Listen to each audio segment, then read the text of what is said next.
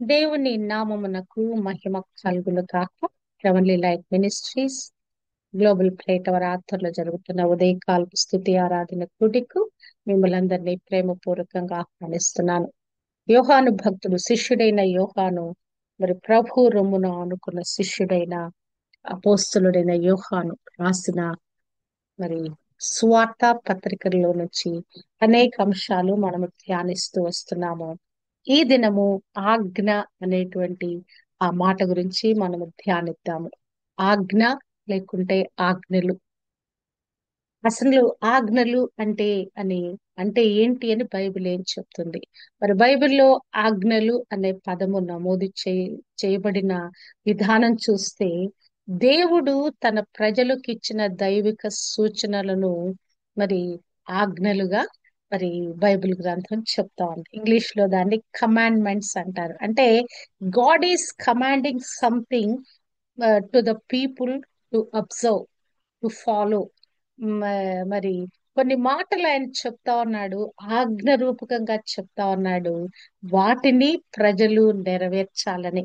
ఈ ఆజ్ఞలు మానవాళి పట్ల దేవుని చిత్తాన్ని మరియు దేవుని ఉద్దేశాన్ని అర్థం చేసుకోవటానికి పునాదిగా ఉంటాయి. అంటే ఈ యొక్క ఆత్మీయ జీవిత నడకలో మనం సరైన విధంలో నడవాలంటే ఇవి మనకెంతో ఉపయోగకరంగా మనకి ఈ ఆజ్ఞలు అనేవి ఉంటున్నట్లుగా మనం చూడొచ్చు. ఈ లోకంలో నీతివంతమైన జీవితము లేకుంటే దేవునిని సరైన విధంగా ఆరాధిస్తూ ముందుకు కొనసాగాలంటే ఈ ఆజ్ఞలు మనకి మార్గదర్శకంగా పనిచేస్తాయి.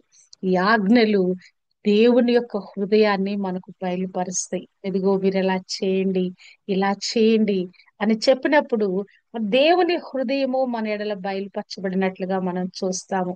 దేవుని యొక్క ప్రేమ ఏంటో ఈ ఆజ్ఞల ద్వారా మనకు బయలుపరచబడుద్ది. హల్లెలూయా. మరి ఆ దేవుని యొక్క ప్రేమను, ఆయన కలిగి ఉన్న ప్రేమ, మానవాళి కలిగి ఉన్న ప్రేమ ఈ యొక్క ఆజ్ఞల రూపంలో దేవుడు మనకు బయలుపరిచినట్లుగా మనం చూడగలము. అసలు ఈ మొట్టమొదటిగా ఈ ఆజ్ఞ దేవుడు ఎవరికి ఇచ్చాడు అని చూస్తే గనక మరి కుమారుడైన క్రీస్తు ప్రభుకి తండ్రి ఈ ఆజ్ఞలు ఇచ్చినట్లుగా మనం చూడగలము. యోహాను సువార్త 10వ అధ్యాయము 18వ వచనములో ప్రభు ఇలాగున మాట్లాడుతున్నాడు. ఎవడును నా ప్రాణము తీసుకొనుడు, నా అంతట నేనే దాన్ని పెట్టుచున్నాను. దాన్ని పెట్టుటకు నాకు అధికారము కలదు, దానిని తిరిగి తీసుకొనుటకును నాకు అధికారము కలదు.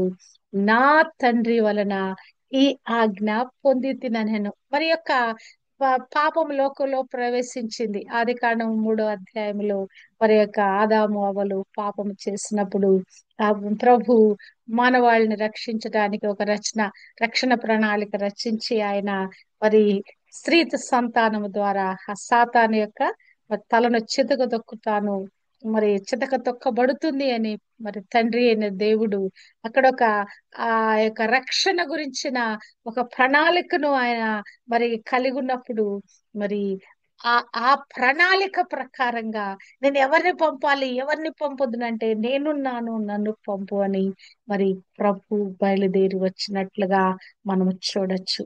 దేనికి వచ్చాడు ప్రభు? అసలు ప్రాణం పెట్టడానికి వచ్చాడు, ఆ ప్రాణాన్ని అర్పించటానికి వచ్చాడు. ఆ ప్రాణాన్ని ఆయన ఇష్టపూర్తిగా ఈ మానవాళి కొరకు ఇచ్చివేశాడు. అంటే ఆ ప్రాణం పెట్టేటువంటి అధికారము క్రీస్తుకి ఇవ్వబడింది. ఆయన తన సొంత ఇష్ట ప్రకారంగా మానవాళి కొరకు ప్రాణం పెట్టేశాడు. ప్రాణం పెట్టడానికి నాకు అధికారం ఉంది, ఆ పెట్టిన ప్రాణాన్ని తీసుకోవటానికి కూడా నాకు అధికారం ఉంది. ఈ ఆజ్ఞ నేను తండ్రి వలన పొందాను. ఈ లోకం కొరకు ప్రాణం పెట్టాలి అనే ఒక ఆజ్ఞను నేను తండ్రి యొద్ద నుంచి పొందుకున్నాను. ఆజ్ఞ మరి నేను నా చిత్తానుసారంగా తండ్రి మాటకు లోబడి నా ఇష్ట ప్రకారంగా నా హృదయం అంతటితో ఈ ఆజ్ఞను నెరవేర్చి ఉన్నానని ప్రభు చెప్తా ఉన్నాడు. అంతేకాదు, మరి 14:31లో అంటాడు, తండ్రి నాకు ఆజ్ఞాపించుటకు తండ్రి నాకు ఆజ్ఞాపించినది నెరవేర్చుటకు నేను ఇలాగు చేయుచున్నాను. అసలు ఎందుకు ఈ యొక్క కార్యం నేను జరిగిస్తా ఉన్నాను, ఎందుకు ఈ భూమి మీదకి వచ్చాను నేను నరావతారిగా అంటే, తండ్రి నాకు ఆజ్ఞాపించినది నెరవేర్చుటకు నేను ఇలాగున చేయుచున్నాను అని చెప్తున్నాడు. ఇంకను తండ్రి యొక్క ఆజ్ఞలేంటి, ఆయన ఆజ్ఞ ఏంటని ప్రభు చెప్తున్నాడు. నా తండ్రి ఆజ్ఞలు గైకుంటున్నాను నేను అంటే, ఆయన ప్రేమ యందు నేను నిలిచి ఉన్నాను. అంతేకాదు, నా ఆజ్ఞలు మీరు గైకుంటే కూడా నా ప్రేమ యందు కూడా నిలిచి ఉంటారు. అంటే దేవుడు ప్రేమ స్వరూపై ఉన్నాడు. ఆ ప్రేమ స్వరూపి యొక్క ఆజ్ఞలు గైకుంటే ఆ దేవుని ప్రేమలో మనము నిలిచి ఉంటాము. అంటే నేను ఆ దేవుని ప్రేమలో నేను నిలిచి ఉన్నాను. ఎలా నిలిచి ఉన్నాను? తండ్రి, నా తండ్రి ఏదైతే ఆజ్ఞలు నాకు ఇచ్చాడో ఆ ఆజ్ఞలలో నేను నిలిచి ఉన్నాను. ఒకవేళ మీరు కూడా ఆ యొక్క ఆజ్ఞల్లో మీరు పాటించగలిగితే మీరు నాలో నిలిచి ఉంటారని చెప్తా ఉన్నాడు. అసలు దేవుని ఆజ్ఞ ఏంటి, అసలు ఆయన ఆజ్ఞ ఎలా ఉంటదంటే గనక 12:50 అంటున్నాడు, ఆయన ఆజ్ఞ నిత్య జీవమని నేను ఎరుగుదును గనక మరి తండ్రి నాతో చెప్పిన ప్రకారము మీతో చెప్పుచున్నాను. ఆ యొక్క ప్రభు ఏమి గ్రహించాడు, అసలు ఈ ఆజ్ఞలు ఏమై ఉన్నాయని ఏమి గ్రహించాడు అని చూస్తే గనక ఆయన ఆజ్ఞట నిత్య జీవమట. ఆయన ఆజ్ఞ నిత్య జీవము అని నేను ఎరుగుదును గనక తండ్రి చెప్పిన సంగతులు మరి ఆ చెప్పిన నాతో చెప్పిన ప్రకారము నేను మీతో చెప్పుచున్నాను. అంటే ఏదైనా ఒక విషయము ఎదుటి వారికి మనం ఖచ్చితంగా చెప్పాలంటే ఆ విషయం మనం కంప్లీట్ గా ఎరుగున్నప్పుడు మరి దాన్ని మనం ధాటిగా చెప్పగలం. మనకు తెలియని విషయాలు అంతగా మాట్లాడాలంటే మన వల్ల కాదు. గాని ఏదన్నా ఒక విషయం ఒక వాదనకు వచ్చినప్పుడు మరి అక్కడ సంభాషణ జరుగుతున్నప్పుడు మనదైన ఒక శైలి, మన ఒక మాట చెప్పే మాట అది మరి అది ఆ మన మాట గెలవాలి, మన మాట చెల్లాలంటే దాని గురించిన అవగాహన మనకి కంప్లీట్ గా ఉండాలి. ఇక్కడ ప్రభువు కూడా అంటున్నాడు, ఆయన ఆజ్ఞ ఏంటో, ఆయన ఇచ్చిన ఆజ్ఞ ఏంటో నాకు తెలుసు, అది నిత్య జీవానికి మానవాళ్ళని తీసుకునే ఆజ్ఞ అని చెప్పి ఇక్కడ చెప్తా ఉన్నాడు. అసలు ప్రాముఖ్యంగా అసలు ఈ ఆజ్ఞల గురించి రాయబడినప్పుడల్లా దేవుని ప్రేమ ఆజ్ఞలు ముడిపడి ఉన్నట్లుగా ఈ యొక్క సువార్తలో కానీ, యోహాను సువార్తలో గాని, యోహాను పత్రికలో గాని రాయబడి ఉన్నట్లుగా చూడగలం. ఇక్కడ చూచినట్లయితే, మీరు నన్ను ప్రేమించిన యెడల నా ఆజ్ఞలు గైకొందురు. 14 అధ్యాయము 15 వచనము.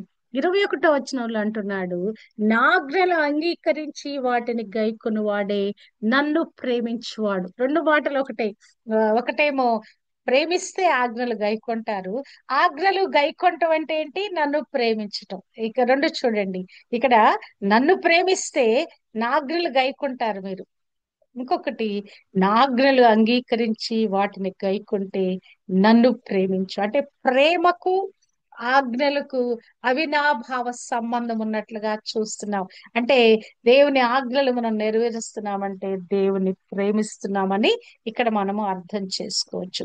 ఈ ప్రేమ దేవుడు మనకేం చెప్తున్నాడంటే, ఈ ప్రేమ మిమ్మును నేను మిమ్మును ప్రేమించిన ప్రకారము మీరు ఒకరినొకడు ప్రేమించుట వలనన్నదే నా ఆజ్ఞ.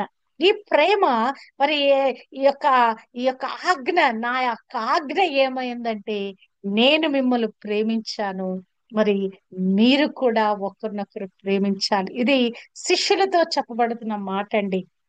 ఈ ఉదయ కాలము దేవుడు మనతో కూడా మాట్లాడుతున్నాడు. మీరు ఒకరినొకడు ప్రేమించవలననుటయే నా ఆజ్ఞ. ప్రేమిస్తే ఏం చేస్తామండి? ప్రేమిస్తే కడుపులో ఉన్నది కూడా తీసుకుని తీసి ఇచ్చేస్తాం. ప్రేమిస్తే క్షమిస్తాం. అవునా కాదా?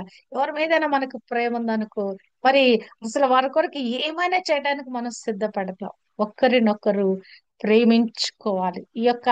ఈ హృదయంలో ప్రేమ అనే భావము ఉప్పొంగితే గనక అది దేవుని ఆజ్ఞను పాటించుట. ప్రేమించుట, ఆజ్ఞను పాటించుట, ఆజ్ఞను పాటించుట, గైకొనుట అంటే దేవుని ప్రేమించుట. ఏంటది? ఒకరినొకరు ప్రేమించుట. ఇంకను అసలు దేవుడు మనకిచ్చిన ఆజ్ఞ ఏంటి అని మనం చూస్తే గనక మొదటి యోహాను మరి 3:23లో చూస్తే ఆయన ఆజ్ఞ ఏదనగా ఆయన కుమారుడైన యేసు క్రీస్తు నామమును నమ్ముకొని ఆయన మనకి ఆజ్ఞనిచ్చిన ప్రకారముగా ఒకరినొకడు ప్రేమించుట. అసలు ఏంటి మనకి ఇవ్వబడిన ఆజ్ఞ ఏంటంటే ఈ లోకం మొత్తానికి మరి తండ్రి అయిన దేవుడిచ్చిన ఆజ్ఞ ఏంటంటే ఆయన కుమారుడైన యేసు క్రీస్తు నామమును నమ్ముకొని ఇక్కడ మనం చేయవలసిన పని ఏమి లేదండి. రక్షణ ప్రణాళిక అంతా దేవుడు నిర్వహించేశాడు. ఆయన ఆ రక్షణ కార్యాన్ని సిద్ధపరిచి పెట్టాడు. ఇప్పుడు మనం చేయవలసిన పని ఏంటి? అసలు దేవుడిచ్చే ఆజ్ఞను మనం పాటించడం అంటే ఏంటి? మనం చేయవలసినది ఏంటంటే గనక కేవలము ఆయన కుమారుడైన యేసు క్రీస్తు నామముని నమ్ముకునుట. మరి ఒక రోజున మరి యొక్క క్రీస్తు ప్రభు దగ్గరికి కొద్దిమంది పరిసయ్యులు వాళ్ళు వస్తారు. వాళ్ళకు ఒక సందేహం కలుగుద్ది. అయ్యా, మేము దేవుని క్రియలు చేయాలంటే మేమేం చేయాలి? ప్రభు అక్కడ చెప్తాడు. అక్కడ ఒక సంభాషణ జరుగుతూ ఉంటది. వారి మధ్య ఒక సంభాషణ జరుగుతున్నప్పుడు దేవుని క్రియలు మీరు చేయాలి అని చెప్పి ప్రభు అక్కడ సందర్భంలో మాట్లాడుతుంటే గనక మీరు అక్కడ వాళ్ళు అడుగుతారు.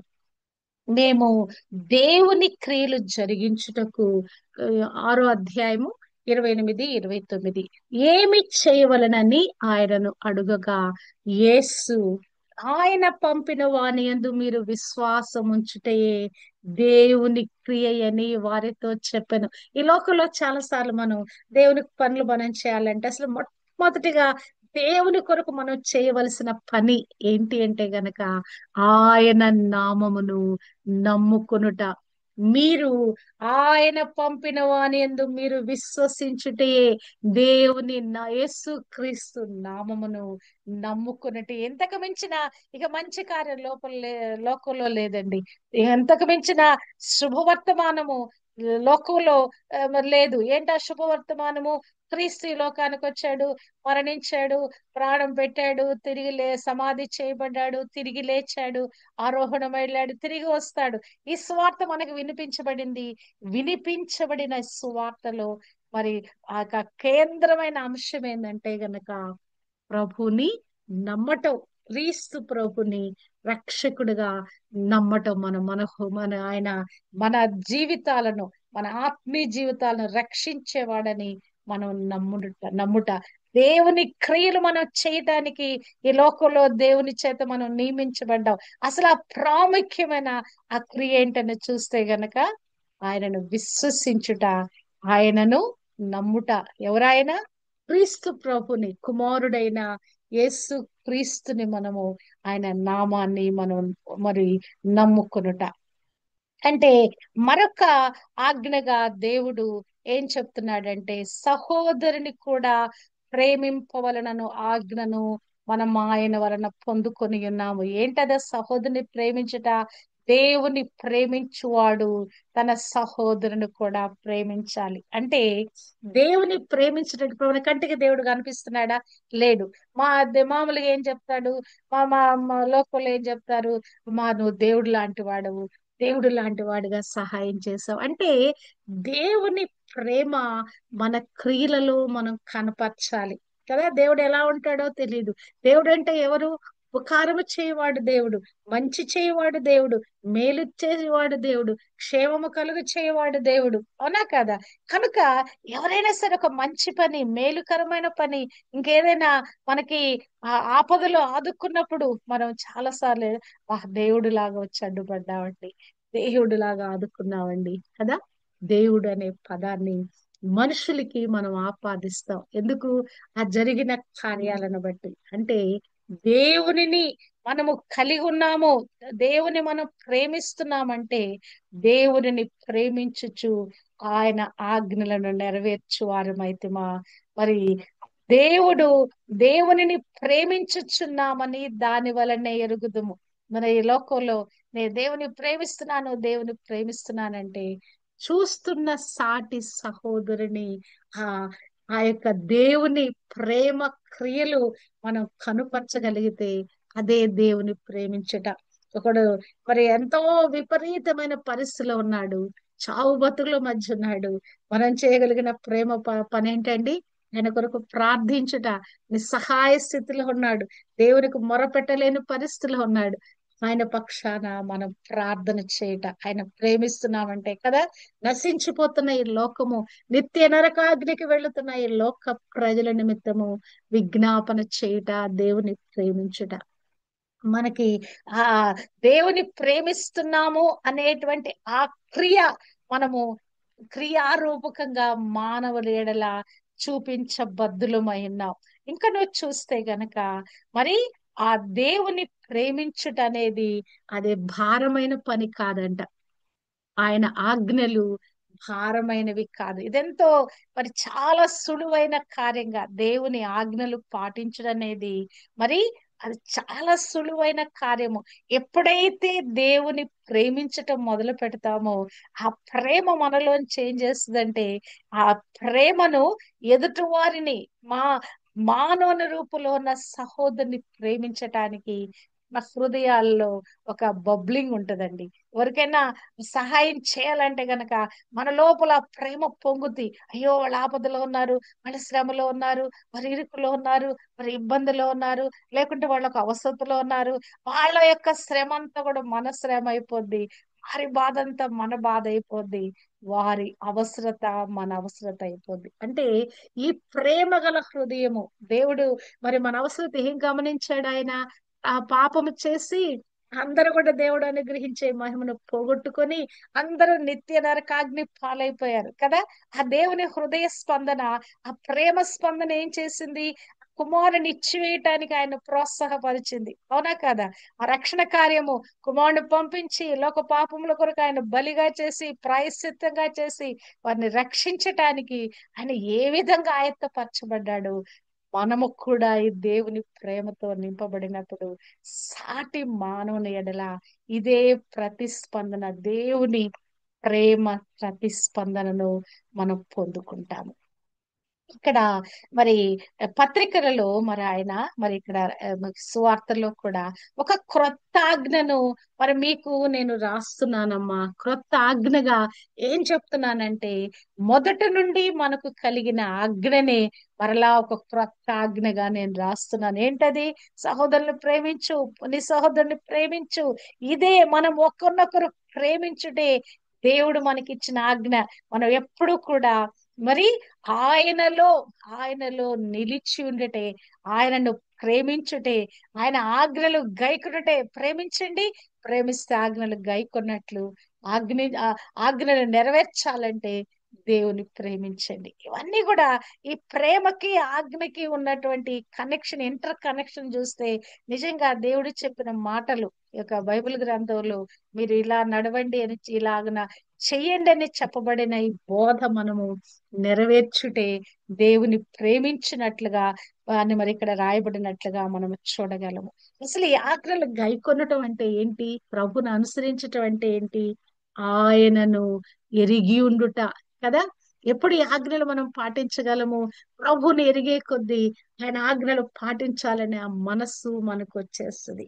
మరి ఆయన ఎరిగి ఉన్నామని చెప్పుకుంటూ కూడా ఆయన ఆజ్ఞలను గైకొనకపోతే వాడు అబద్ధికుడుగా చేయబడతాడంట. మొదటి యోహాను 2:3, 2:4 చూస్తే ఆజ్ఞలను గైకొన్నామా అంటే ఆయనను ఎరిగి ఉన్నామన్నట్లుగా.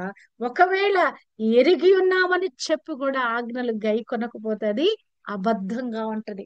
సపోజ్ మనము ఇదిగో దేవుని ఆజ్ఞలు నేను పాటిస్తున్నాడండి, దేవుని మార్గంలో నేను నడుస్తున్నాను, ఇవన్నీ చెప్తూ కూడా ఒకవేళ ఆయన చెప్పింది చెప్పినట్లుగా మనం చేయకపోతే ఆయన మనం ఎరగలేదన్నమాట. ఆయన ఆజ్ఞలు మనం పాటించట్లేదంటే ఆయన మనం ఎరగలేదు. ఈ వాక్యానుసారంగా మనము జీవించటం లేదంటే ఆయన ఎరగలేదు. అంతేకాదు అబద్ధికులుగా మనం మారిపోతున్నాం లోకంలో కదా. పాపము ప్రవేశించింది. చాలా సార్లు మనం అనుకుంటాం అసలు ఏం పాపం చేస్తాను నేనని. కొన్నిసార్లు ప్రశ్న వచ్చింది అనుకో, అసలు పాపం అంటే ఏంటి? అసలు ఈ బైబిల్ మరి ఆ పాపం గురించి ఎందుకు బోధిస్తావు అన్నది. క్రైస్తవులు పాపం గురించి ఎక్కువ మాట్లాడతారంటే అసలు ఏం చెప్తావు అంది పాపం అనే మాట గురించి బైబిల్ గ్రంథం ఏం చెప్తుందంటే గనక 1 యోహాను 3:4 పాపము చేయు ప్రతి వాడును ఆజ్ఞను అతిక్రమించును. ఆజ్ఞ అతిక్రమమే పాపము. ఆ లోకంలో అసలు పాపం అంటే ఏంటి అని ఒక నిర్వచనం ఎవరైనా అడిగారనుకోండి, అడిగితే గనక ఇక్కడ ఏమి లేదు. ఆజ్ఞను అతిక్రమించటమే పాపము. పాపం మనం చేస్తున్నామంటే ఆజ్ఞను అతిక్రమిస్తున్నాము. ఆజ్ఞను అతిక్రమించటే పాపము. లోకంలో ఇక మనకు వేరే పాపాలు చేయాల్సిన అవసరంలా.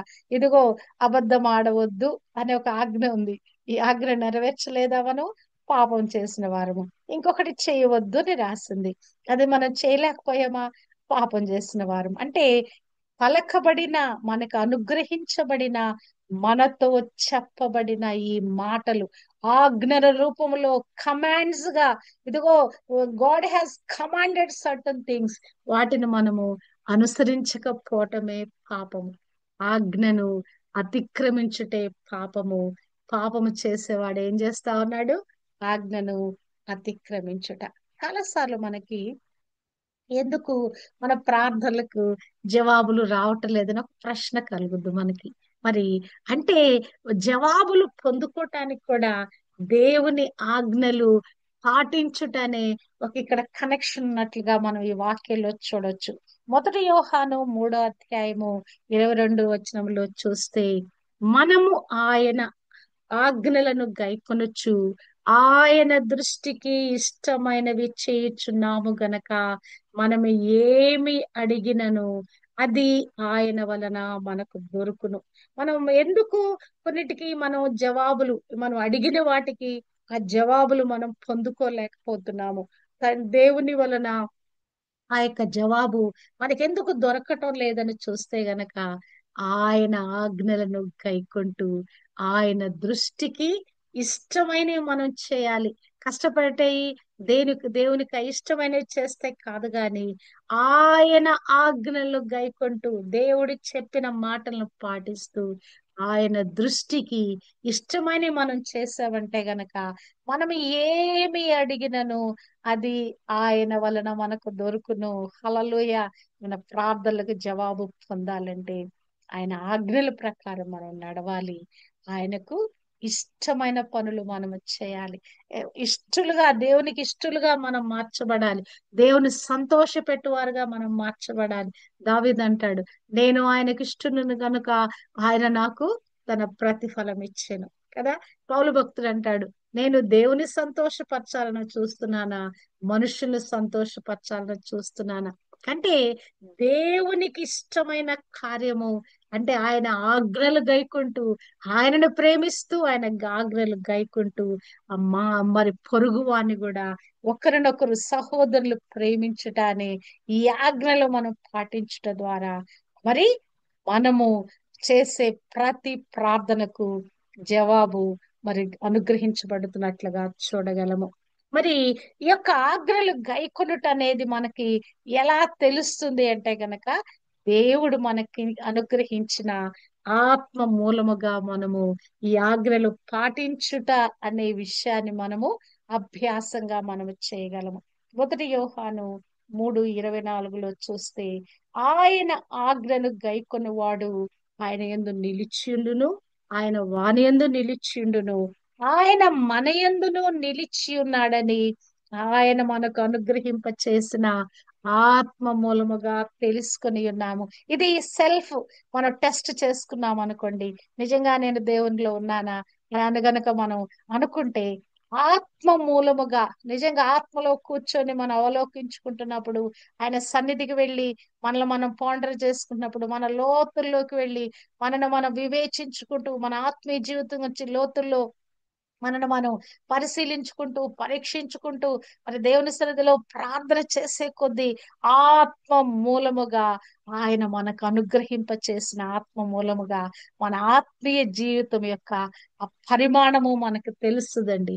దేవునిలో మనం ఎంత నిలిచి ఉన్నాము, దేవుడు మన యందు ఎంత నిలిచి ఉన్నాడనే మాట, మరి ఆ మాట రాయబడిన ఈ మాట మరి మనలో ఎంతవరకు ఉన్నది, మనం ఎంతవరకు దేవునిలో ఉన్నామన్నది ఈ ఆత్మ మూలంగా మనం గ్రహించేటట్లుగా దేవుడు కృప దయచేస్తాడు. వ్యక్తిగత ప్రార్థనలో ఈ యొక్క అనుభవంలోకి మనం వెళ్తాము. దేవుడు మనలో నింపబడుతున్నట్లుగా, మనము దేవునితో మమేకమవుతున్నట్లుగా, ఈ ఆత్మ దేవుని యొక్క తాకిడి ఆ ప్రభావం ద్వారా మనము తెలుసుకోగలము. అంటే ఆయన ఆజ్ఞలను మనం గైకుంటూ ముందుకు కొనసాగే కొలది ఈ అనుభవంలోకి మనము వెళుతాము. మరి ఇక్కడ క్రొత్త ఆజ్ఞగా దేవుడు ఏం చెప్తున్నాడంటే, ఒకరినొకరు ప్రేమించుకొనుటే క్రొత్త ఆజ్ఞ. The new commandment, the commandment, the new commandment రెండు ఒకటే. ఆజ్ఞ చెప్పినా, అది క్రొత్త ఆజ్ఞగా చెప్పినా కూడా మీరు ప్రేమించాలి, సహోదరులు ప్రేమించాలి, ఒకరినొకరు ప్రేమించాలి, నేను మిమ్మల్ని ప్రేమించినట్లే ప్రేమించాలి, తండ్రి అయిన దేవుడు ప్రేమించినట్లే ప్రేమించాలి, క్రీస్తుగా నేను ప్రేమించినట్లుగానే మీరు ప్రేమించాలి. హల్లెలూయా. ప్రేమలో మనం నడుచుట అంటే, ఆ ఆజ్ఞలు గైకొనుట అంటే, సత్యమైన వెలుగు ఇప్పుడు ప్రకాశించుచున్నది, చీకటి గతించుచున్నది గనుక అది ఆయన యందును మీ యందును సత్యమే. అంటే ఎప్పుడైతే సత్యపు బాటలో మనం నడుస్తామో, ఆ చీకటిని మనలోంచి తొలగిపోతా ఉంటదో, అప్పుడు ఆయన ఆజ్ఞలను మనం పాటించడానికి వీలవుతుందండి. దేవుని యొక్క మార్గంలో మనం నడిచే కొద్దీ కదా, ఈ యొక్క వాక్యము మనకు త్రోవగా, మనకొక గైడింగ్ పాత్ గా మరి యొక్క వాక్యం మనకి ముందుకు తోడుకొని వెళుతుందంటే, ఇక అప్పుడు స్పష్టంగా మనకి ఈ ఆజ్ఞలు మనకు కనిపిస్తా ఉంటాయి. ఆజ్ఞల మార్గం మనకు కనిపిస్తా ఉంటది. ఈ మార్గంలో మనం నడవటానికి ఆ చీకటి అంధకారాన్ని తొలగింప చేస్తూ ఈ యొక్క వాక్యము మన మీద ప్రకాశిస్తుంది గనక మనం ఎక్కడికి వెళ్తున్నామండి? సత్యంలోకి వెళుతా ఉన్నాం. సత్యమందు ప్రతిష్ఠించ చేయబడతా ఉన్నాం. సత్య వాక్కుని అనుసరించు వారుగా మార్చబడుతున్నాం. మనకు బోధించబడే ఈ జీవవాక్యము సత్యమైన వాక్కు. ప్రభువా, తండ్రికి ప్రార్థన చేస్తూ ప్రభు అంటాడు, అయ్యా, సత్యమందు వారిని ప్రతిష్ఠింపచేయి, నీ వాక్యమే సత్యము. ఈ ఆజ్ఞలు ఏంటంటే గనక సత్యమైన ఆజ్ఞలు ఇవి. వీటిని మనం పాటించాలి, వీటిలో మనము ప్రతిష్ఠించబడాలి. సారాంశం ఏంటంటే, దేవుని ప్రేమించాలి, దేవునితో పాటు సాటి మానవులను కూడా మనం ప్రేమించాలి. ఆ ప్రేమ అనేది ఆ దేవుని ఆజ్ఞలు పాటించటంలో ఉంది. ఏంటి దేవుని ఆజ్ఞ అంటే గనక, ఆయనను ప్రేమిస్తూ మరి మనల్ని ఒకరినొకరు ప్రేమించుకుంటే, ఇంతకు మించిన ఆజ్ఞలు ఇంకేం లేవు. ఈ దేవుడిచ్చే ఆజ్ఞలు భారమైనవి కాదు, ఎంతో సులువైనవి. ఈ ప్రేమ హృదయంతో మనం నింపబడితే అసలు ఎంత సులువైపోద్దో క్రైస్తవ జీవితం. ప్రేమ లేని చోట ఏముంటదండి? అసూయ, ద్వేషం, కోపం, క్రోధం, ఈ కక్షలు, ఈ యొక్క విభేదాలు, ఇవన్నీ ఎక్కడి నుంచి వస్తాయి? నెగిటివ్ షేడ్ అవన్నీ కూడా కదా. ప్రేమకు ఆపోజిట్ షేడ్ లో ఉన్నాయి, అవన్నీ కూడా ఆపోజిట్ సైడ్ ఉన్నాయి. మరి ఈ యొక్క ప్రేమతో నింపబడే కొలది మన లోపల ఎదుటి వారి పైన ఉన్న అవన్నీ కూడా వెళ్ళిపోతాయి. మా ఎదుటి వారి ఎడల మనకు కలిగి ఉన్న ఆ యొక్క వ్యతిరేకమైన భావాలన్నీ మనలో నుంచి వెళ్ళిపోతా ఉంటాయి. కనుక దేవుని ప్రేమ చేత మనం నింపబడతాము. ఈ ప్రేమ మనలో ఒక ప్రవాహంగా పొంగి పొర్లినప్పుడు దేవుని మనసు మనకు వచ్చేస్తుంది. దేవుడిచ్చిన ఆజ్ఞలు పాటించాలనే ఒక మన తపన మనకు వస్తుంది. ఆజ్ఞలు మనం పాటించుకుంటూ ముందుకు వెళ్ళిపోతాము. ఈ ఆజ్ఞలు పాటించడం ద్వారా సత్యమందు మనం నిలిచి ఉంటాము. సత్యం ఎవరంటే క్రీస్తు ప్రభు. దేవుడు సత్యవంతుడైన దేవుడు. క్రీస్తు ప్రభు యందు మనం నిలిచి ఉంటాము, వారు మన యందు నిలిచి ఉంటారు. కనుక ఎట్టి విధంగా దేవుని ప్రేమిస్తూ దేవుని ఆజ్ఞలు గైకుంటూ, మరి దేవుని క్రియ అంటే ఏంటి? ఆయన నమ్ముకుంటూ, ప్రభు నామాన్ని నమ్ముకుంటూ ఈ లోకంలో మనం జీవిస్తూ ఒక విజయవంతమైన జీవితం జీవించటానికి ఆజ్ఞలు గైకొనుట ద్వారా మనము ఒక విజయవంతమైన జీవితం జీవించటానికి, ప్రతి ప్రార్థనకు జవాబు పొందుకోవటానికి దేవుడు తన కృప మనకు దయచేయును కాక.